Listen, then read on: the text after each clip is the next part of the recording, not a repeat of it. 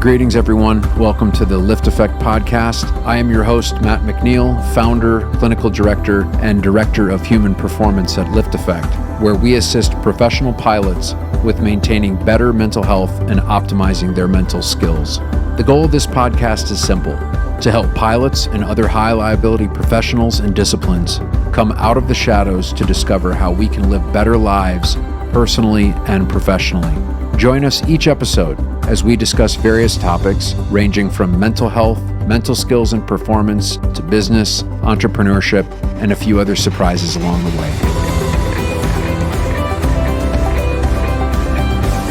Welcome, ladies and gentlemen, to another episode of the LiftAffect podcast. We are so grateful and glad to have you here. We think this is the best podcast out there, so thanks for tuning in. I'm Karl Keller, your host, along with what I would like to say is my trusty sidekick, even though it's the other way around. Not really. Matt McNeil. Yeah.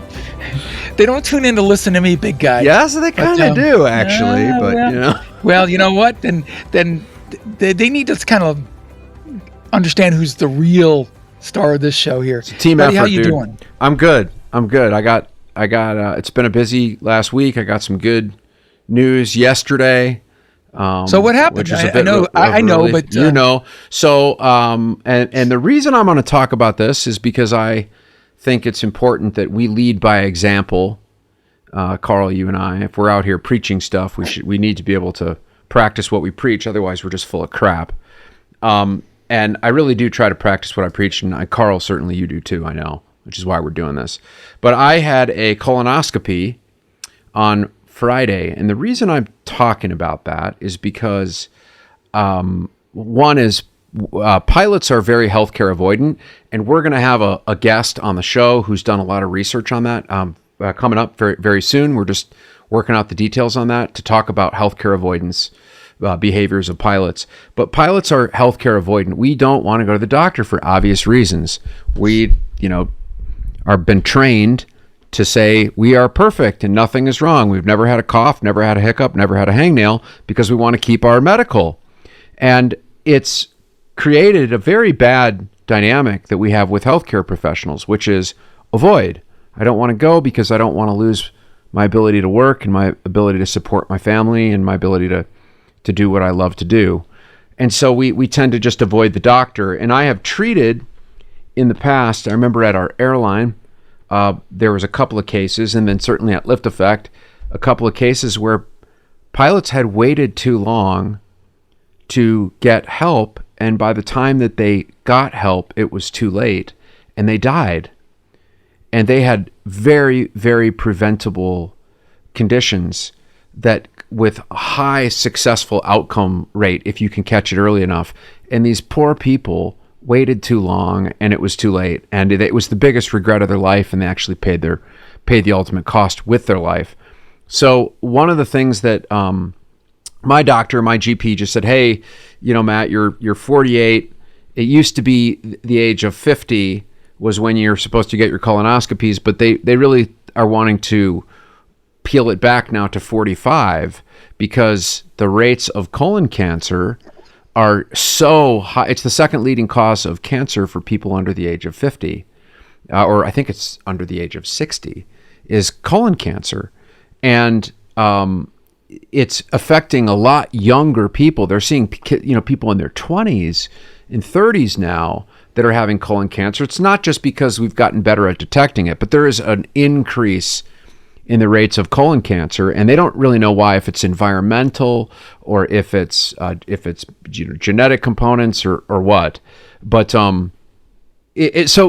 she said, listen, I want you to get a colonoscopy. I had one 10 years prior because I was getting some lower left quadrant pain, and they couldn't figure out what it was, so they did a colonoscopy and it was fine. But anyways, I went and did the colonoscopy under my doctor's advice.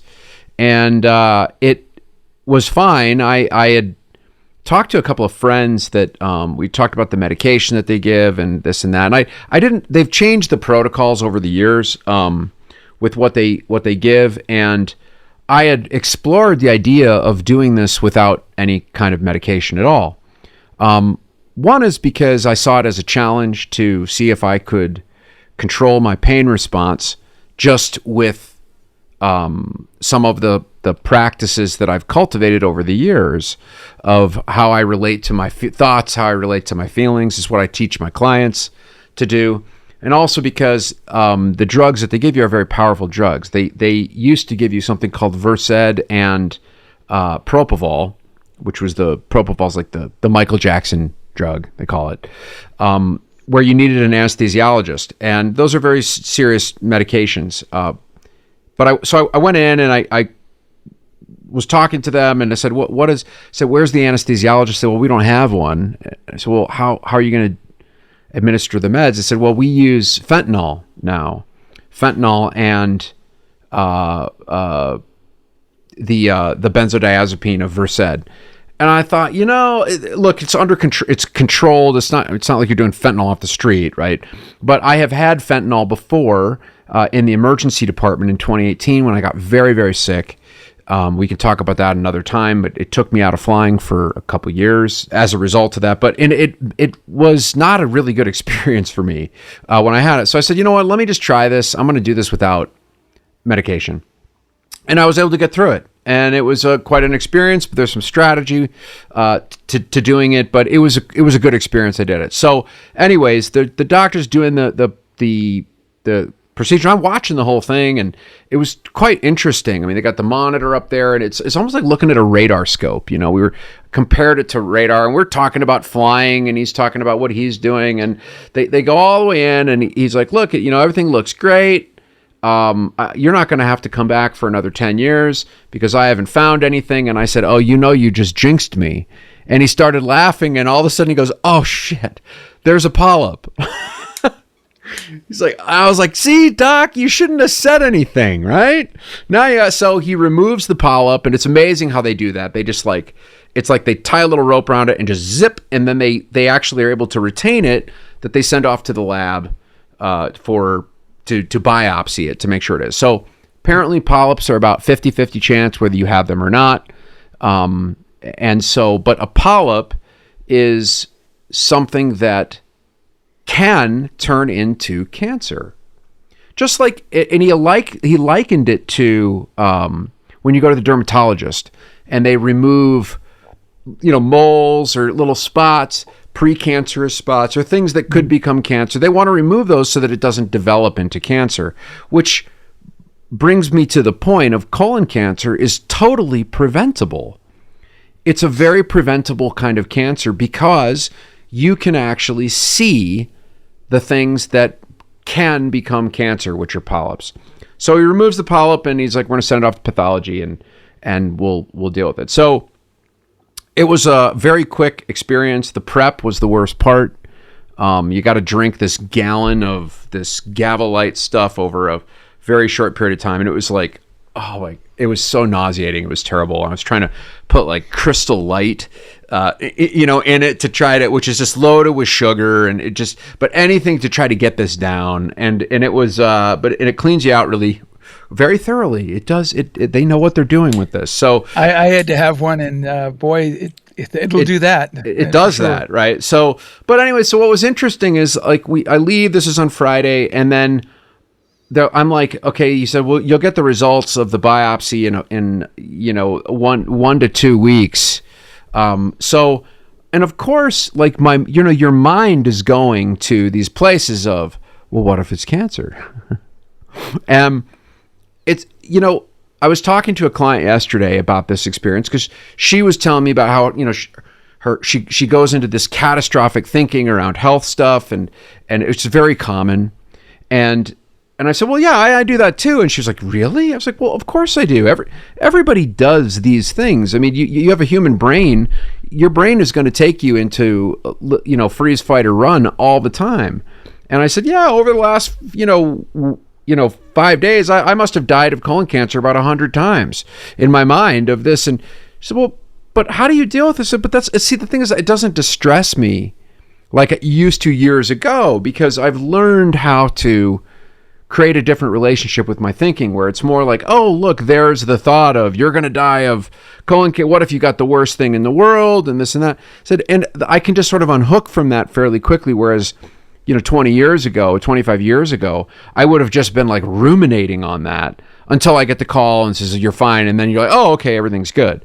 But anyway, it was interesting to just kind of exercise that muscle of rumination and worry over the few days. And it was a good experience to do that. And I actually got the call or the email yesterday saying, it's benign.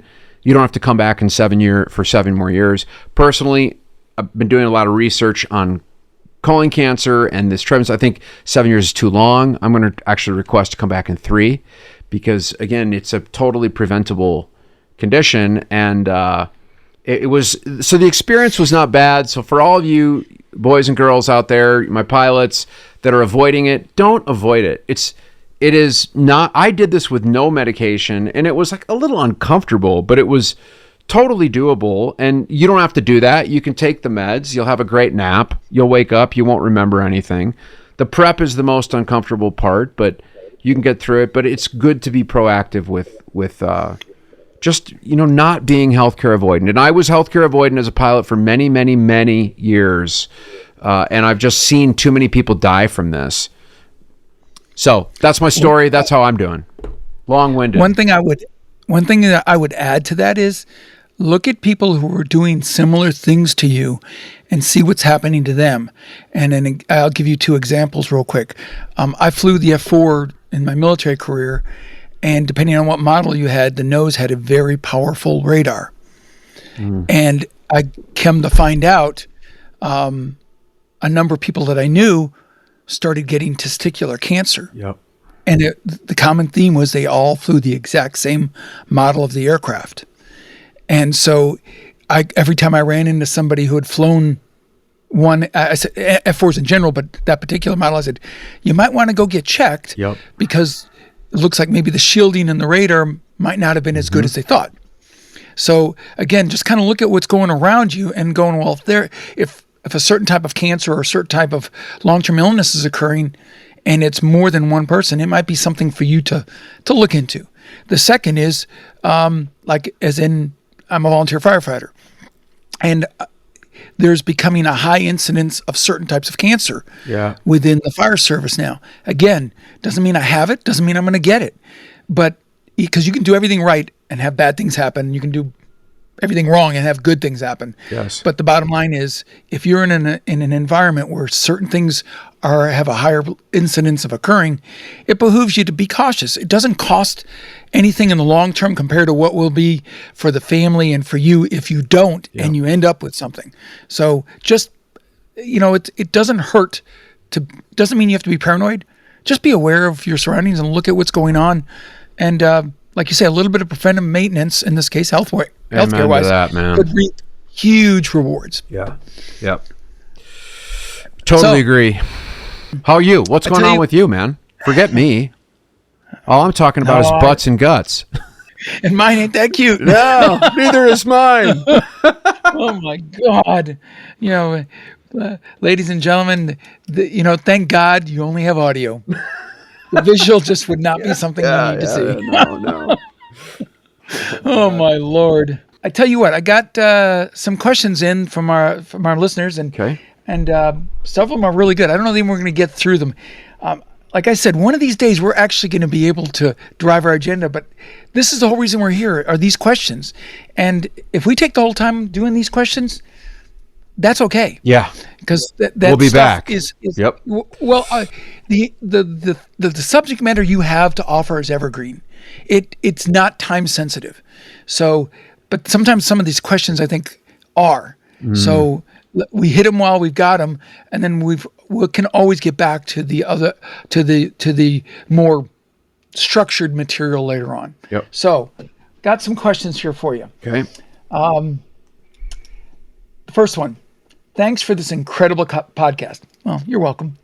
You're welcome. Hands down, one of the best on the internet for anyone wanting to optimize their mind, heart, and life in practical and applicable ways with just enough legitimate hard science. Legitimate. There you go. There you go, big guy. Legitimate hard science while having an emphasis and focus on application. Hard to do. My husband is a commercial pilot. He loves the podcast too. and I'm an attending physician at a large academic training hospital where I'm tasked with supervising resident physicians in training. What are your thoughts on building trust amidst the obvious inherent power dynamics that exist, all within the context of a high-risk environment that we're working in? Also, are there any in-person opportunities to train with you or hear you speak? Would love to buy you or Karl a beer for all you do. Thanks again. Yeah. So I'll let you buy us there a you beer. have it. Yeah. So people want to see you. They want to know the face behind the voice. No, yeah. So let's hit that part So first. let's. What about opportunities? Are there going to? Do you see some coming? Well, Because that's a great question. yeah, it's a good question. There's speaking. I mean, I do some talks. I just did one for the Air Charter Safety Foundation. I don't publish. Those are not. We don't publish those anywhere. I just sort of do these and agree to do them. I get booked to do them, and then I go do them, and that's about it. ASMA, I will not be attending and talking this year, but we. V1 Project is going to have in-person opportunities. We're going to have group meetups in cities. That's kind of more on the horizon, but that's kind of for V1. So, I got one for you. Okay. You live in Denver. Denver is pretty. It's pretty accessible. It's from just about any part of the country as far as direct flights. Yep. Maybe if there's enough interest from the listeners, maybe that we may be able to have perhaps a 1-day or 2-day seminar conference. Yeah. In Denver. Yeah. Local. That way you're not having to travel far. And could do that. And that might be something to think about. That's something to think about. It's just specific to that versus them showing it up at some other event where you're just a speaker for 1 hour. Yeah, for sure. 2 hours. Maybe even a live podcast. I've thought about doing that, like at a restaurant. We'll go to a restaurant and we'll all have dinner and we'll we'll just record an episode right there. Virtual. We can do both. Have people come and participate, whatever. But I appreciate that. Yeah, that's very kind of you. Yeah, to reach out and I would love to meet everybody that's listening and that finds this important to them. I want to know more about you. So that's really cool. I appreciate it. So we'll get back to the other question, which is, what are your thoughts on building trust amidst the obvious inherent power dynamics that exist, all within the context of a high-risk environment that they work in? And this is a physician at a academic training hospital. Okay. You have a really tough job. Residency is hard because these are physicians, but they're newly out of medical school. They're getting their 3 years of just intense, crazy amounts of training. They're seeing everything. It's like literally a fire hose. If you think aviation's a fire hose, try being a physician. That is a fire hose where you're working 100 hours a week, just grinding. And you're dealing with some pretty scary stuff. So how do you lead in a high-risk, safety-critical environment where there's power differential? I think you say in there, in the question, you wrote the word trust. Well, that is a huge piece. You have to be able to build trust. That's first piece of leading is trust. And I think the other piece of leading, this just kind of, I'm not just kind of riffing here, is to help your trainees be able to reach their full potential. That's what good leadership is. You really want them to reach their full potential. So you want them to trust you, and you want them to reach their full potential. If you're not able to build trust, people are not going to follow your leadership. That's just kind of leadership 101. And if you're not able to get results for them, helping them get results, then they're not going to follow your leadership, which is why I think trust and helping them trainees reach their full potential is key. Formulate my thoughts here. Could I throw a couple in while you're talking? While you're thinking? Yeah. In a generic sense that this would go anywhere is in any environment is one is to be credible. Demonstrate your credibility.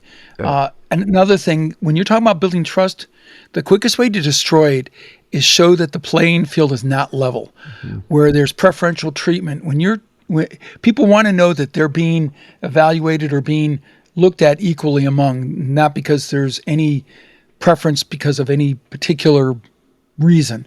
So I think those are two things that are important, because when you show that you're being impartial and you're treating everybody equally, when they do something good, they're acknowledged. When they aren't, the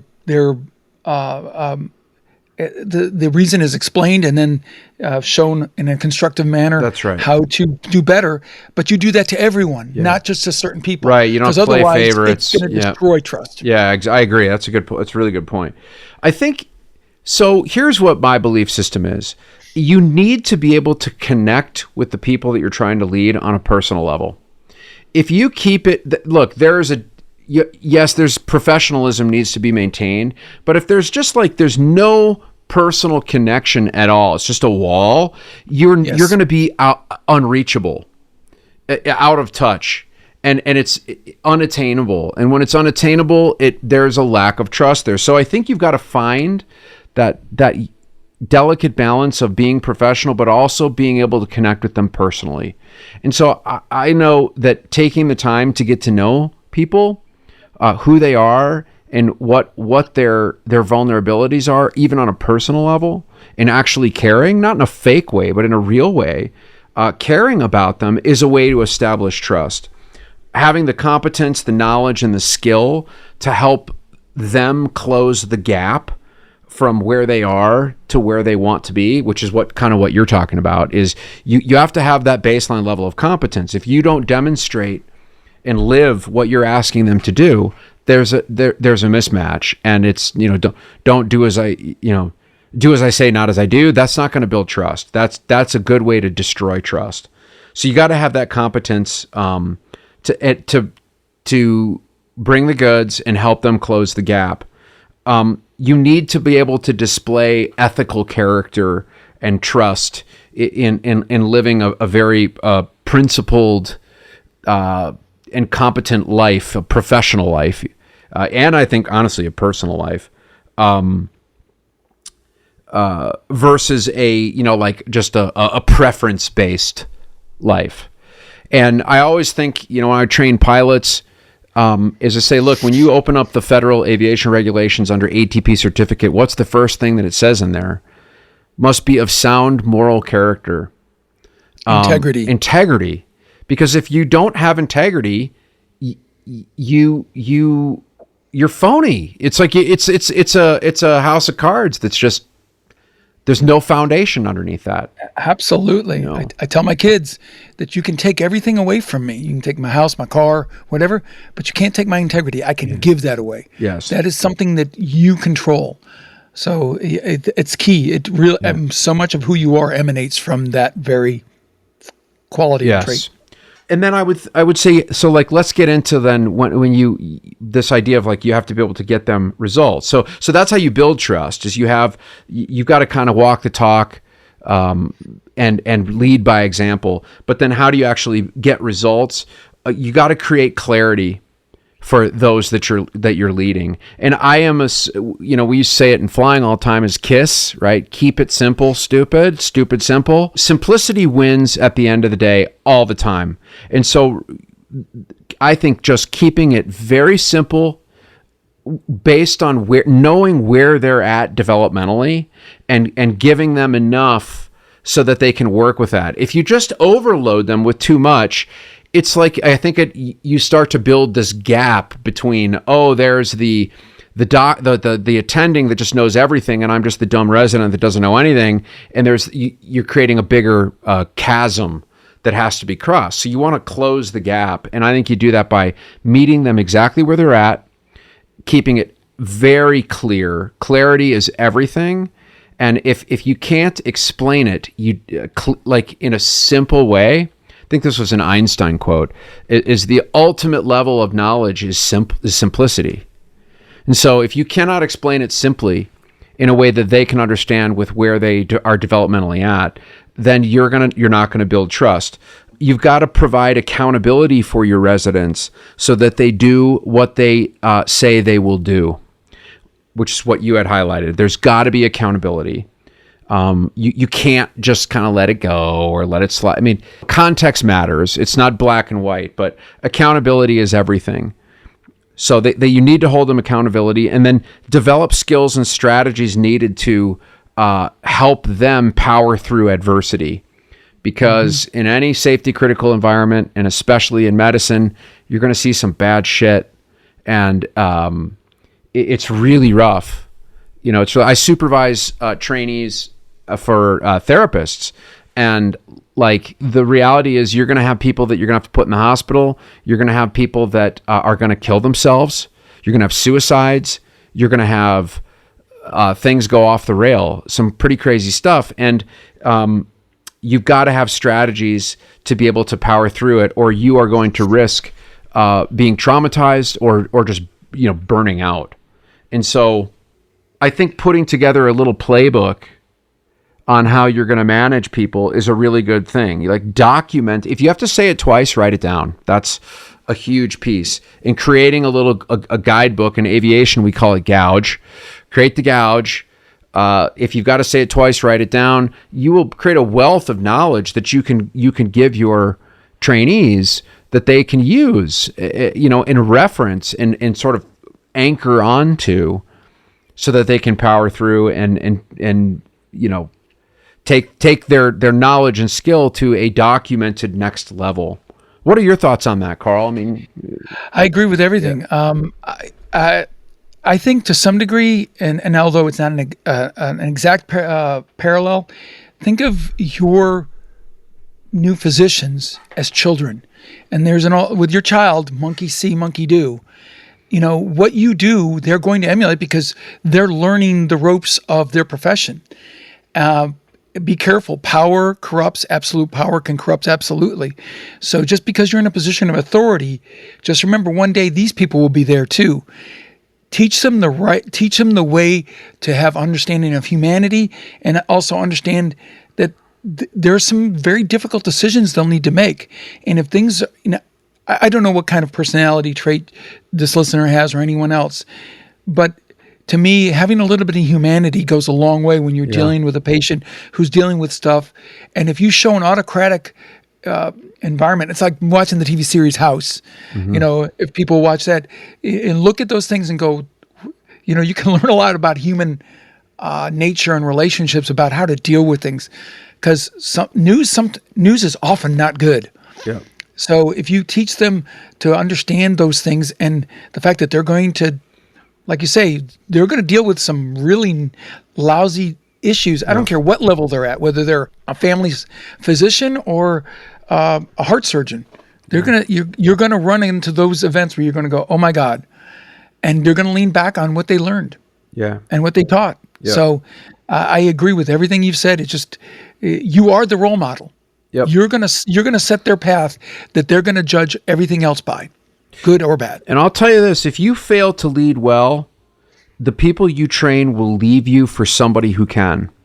And that's just the because we have this natural inclination to want to flourish and to excel. And if we feel like we're not getting it from, we're not getting it from you, they're going to go somewhere else. And so some of the myths, can we just talk about some myths about leadership that I hear all the time? Oh my God. So I want to hear what you have there. Okay. So one is leaders are born, not made. Absolute nonsense. And this is the most common thing I hear. Now, some people have innate leadership qualities, that's for sure. But I would say that's actually kind of rare. Most leaders are made by their experiences and by their mentorship. And their experiences that surround them propel them to become effective leaders or have effective leadership styles. So that's one. A second one is leadership is complex and more than simply building trust and getting results. Leadership can be a never-ending field of study. There's books. I got a bookshelf on leadership, but you've got to be able to simplify. And if you can, 100%, all of these books on leadership point to, so the key fundamentals is you have to be able to build trust and you have to be able to get results. If you don't build, and we know from business coaching and everything, if they don't trust you, they will not listen to you. And if you don't get them results, they will cancel. They will leave you. So you have to be able to build trust and get results. Full stop, period, the end, mic drop. A third one, leaders know everything. No, they don't. That's absurd. What leaders have is a vision and a sense of direction. That's what good leadership has. Think about CEOs of companies. Sometimes they make decisions and it goes the wrong way. But if you don't have a sense of direction of where you're going to take this, then you can't lead, you can't steer the ship. It's like being a captain. At some point you might make the wrong call, right? Just don't make the worst call. I mean, that's the key. Is like, all right, look, I chose to divert, and it was it ended up being nothing. It ended up being something that wasn't a big deal. But I had to make the call, and that's what we did. Or I chose to return to the gate, or I chose to have the passenger removed, or I chose to take the delay instead of, or wait for catering, whatever. You have to be able to make a decision, and sometimes you realize, okay, that probably wasn't the best decision. It wasn't the worst decision, but I could have made a better one. You learn from that. So leaders don't know everything. They have a vision and a sense of direction. Leaders are infallible. That's absolutely nonsense. No one's perfect, and leaders make mistakes just like anyone else. It's what makes us a human being. Leaders only give orders. That's another one. People lead by authority, by position or title, and feel that they only give orders. Leaders don't always give orders and instruction. Though the position they're in requires them to do so. And so maybe as an attending physician, the true measure of great leadership is your ability to inspire others to do what's required of them in a given situation. By leading from the front and then creating a sense of mission, like mindset leadership. It's caught more than taught. And that's a saying that I always remember. One of my mentors always used to say about mindset leadership. It's caught, not taught. And so leaders are always charismatic. No, they're not. Sometimes we have bad days, and you're a human being, and sometimes you're like, you know what? I just don't have it in me right now to be super motivational and be rah-rah, especially when things are really rough. You'd be able to take time to be a human being and say, I need to sit for a minute and figure this out. There's an idea that leadership comes with age. I think that can be true, but there's no specific age requirement to become an effective leader. Absolutely not. It's not. It's just... I can tell you, I spent 30 years in the military, retired as a colonel. My son, who's 16 and I was 58, went to the fire academy together at the same time. We were the bookends, youngest and oldest. And the instructor there was substantially younger than I was, Lieutenant Wise. Shout out to the man. When I first met him, I thought he was an arrogant bastard. But I was amazed by his humanity and his care. He just had a gruff nature about it. And one day I walked up to him and I said, Lieutenant Wise, you're an asshole, but you're my asshole. And I learned so much from that man. And ages, you can get, a lot of times what people equate experience has to come with age. It can, but experience you don't have to be old to have a lot of good experience. So I absolutely agree with you. Age, some people say, well, I'm older, you have to respect me. No, I don't. Let me see what you bring to the table, and then we'll talk. But age in itself, there's some old fools Can you out build, there. and that's where it comes down to. Forget age. Can you build trust, and can you get results? Yep. That's like full stop. And I think a big one, too, is that leadership can be attained only through study. Leadership skills can be read and learned, but they've got to be practiced. And so building trust and getting results are an attitude and an action. You've got to have the action part, not just knowledge and theory. We talk about in V1, we're going to go from theory to practice to mastery that we never attain. We only aim at it. We just aim at mastery. We get really good, but are you ever fully mastered? I disagree. I think that the day you say you are is the day you should stop. Absolutely. You learn something every single day. And again, you hear me say all the time, I tell my kids things. I don't know that they ever listen to what I say, but I always say, I want to try to be better so that I want yesterday to be jealous of tomorrow. Yeah. I want to be better today than I was yesterday and not as good as tomorrow. Totally You've agree. got to grow. If you're not growing, you're dying. You're dying. Because the world doesn't stop. It moves forward. Even if you're standing still thinking, well, I'm not moving backwards. Yeah, you are. That's right. You need, even if you know and at the top of your game, things change. Look at AI. Look what it's doing to so many things right now. If you don't challenge yourself, you're already stepping backwards. Yep. You have to constantly keep learning, because that's the age we're in. Yeah. And I'll add this though: if you are not constantly learning, if you're not reading the books, and you're done. I mean, I think it was Stanley McChrystal, General McChrystal, had said, like, this guy reads 2 or 3 books a week. I mean, and all of those generals they read constantly. They're reading history, they're reading about technology, they're reading about philosophy, they're reading about, because if you're not reading, I mean, books are my life. I mean, well, let me absolutely. ask you work 60 hours a week. Yep. You got a family, you've got another business going on the side.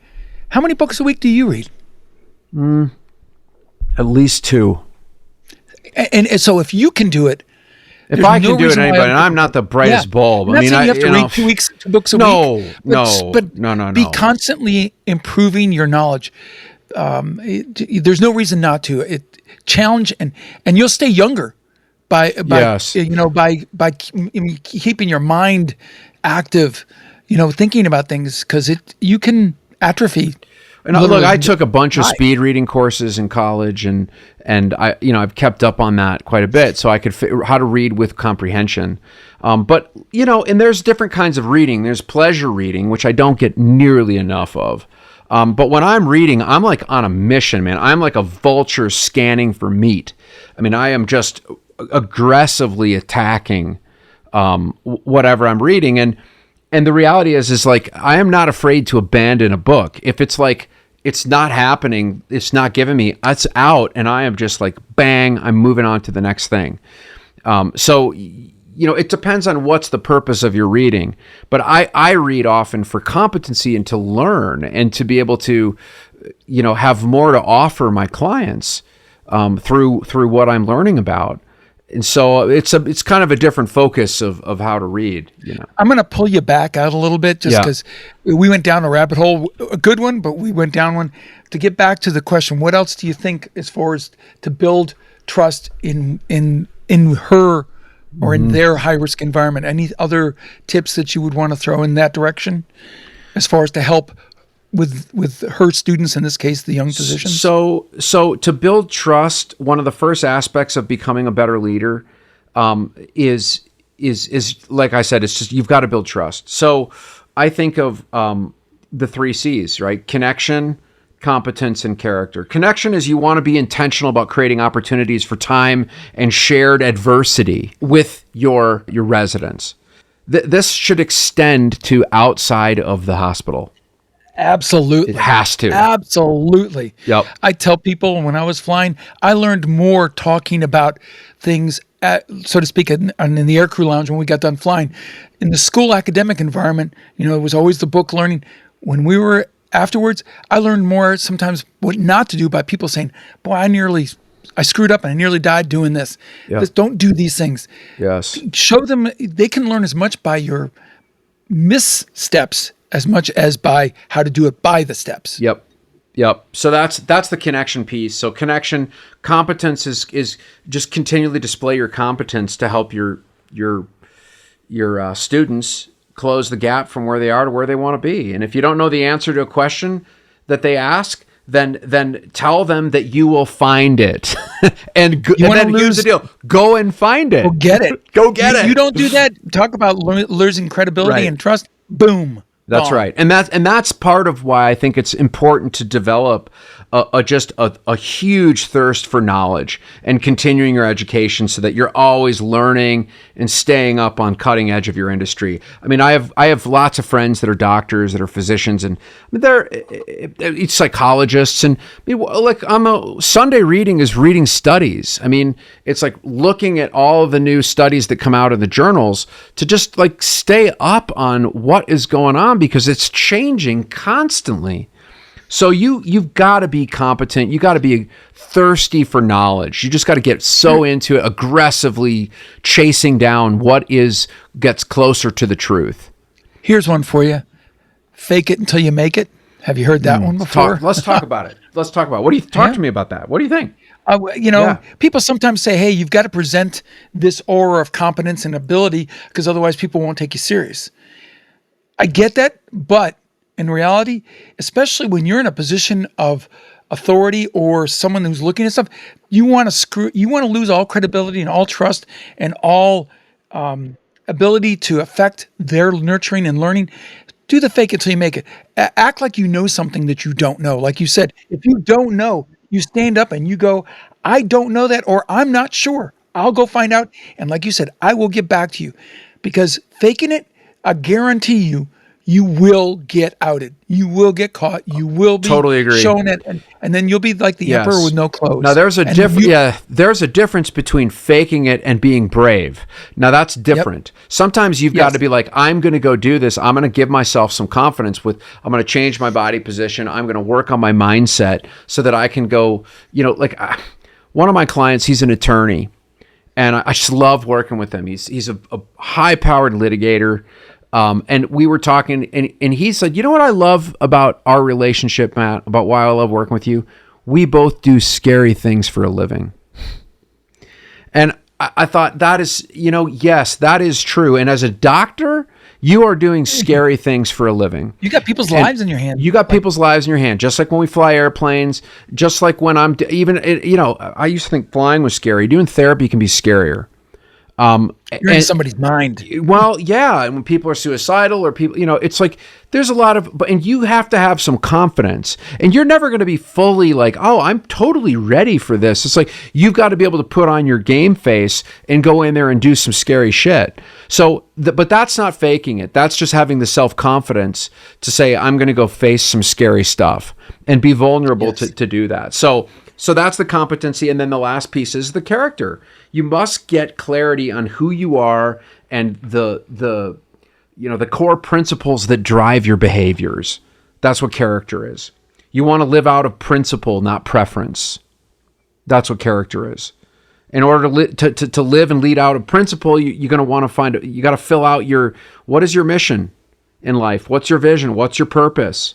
Figure out what those processes are. Go get some coaching on what's your why. Why are you doing any of this? You got to know. That's what builds character.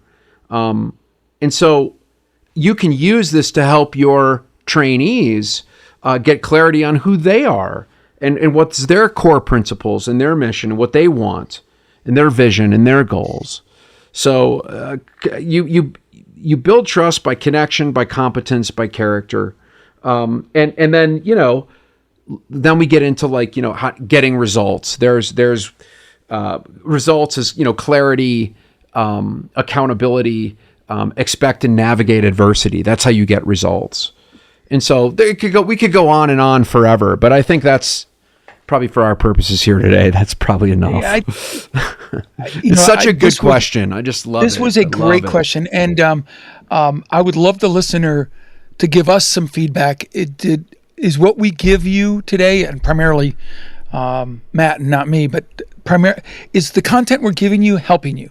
Yeah. Did it create questions? Did it give you some ideas? Because we'd love to know that what we're actually helping people versus just talking to ourselves. Yep. So please, I would love this particular listener to give us some feedback. Yeah. On did we hit the mark? Yeah. I think it's interesting because, we're talking, I know how to talk to pilots. I talk to pilots all day. That's like, I am a pilot. I speak the language. I'm not a physician. I'm not an ER doc. I'm not a surgeon. And so there are some parallels, but there's some parallels, but I want, any kind of feedback on that is that helpful? I think, but these are things that are pretty universal to whether you're a physician or an attorney or a pilot or a CEO. They absolutely are. So I think you'll find these to be useful if you chew on them and meditate on them and go do some research on these things, and it's gonna be impactful. Please hit that like button. It just takes a second. If you have any questions or comments, podcast@liftaffect.com. We read it and we talk about it, as you can see. We thank you for being a part of our valued community. We look forward to seeing you on our next episode. Keep tuned in and checked in for the latest and greatest. We hope you have a great day and a great week. Till we see you next time.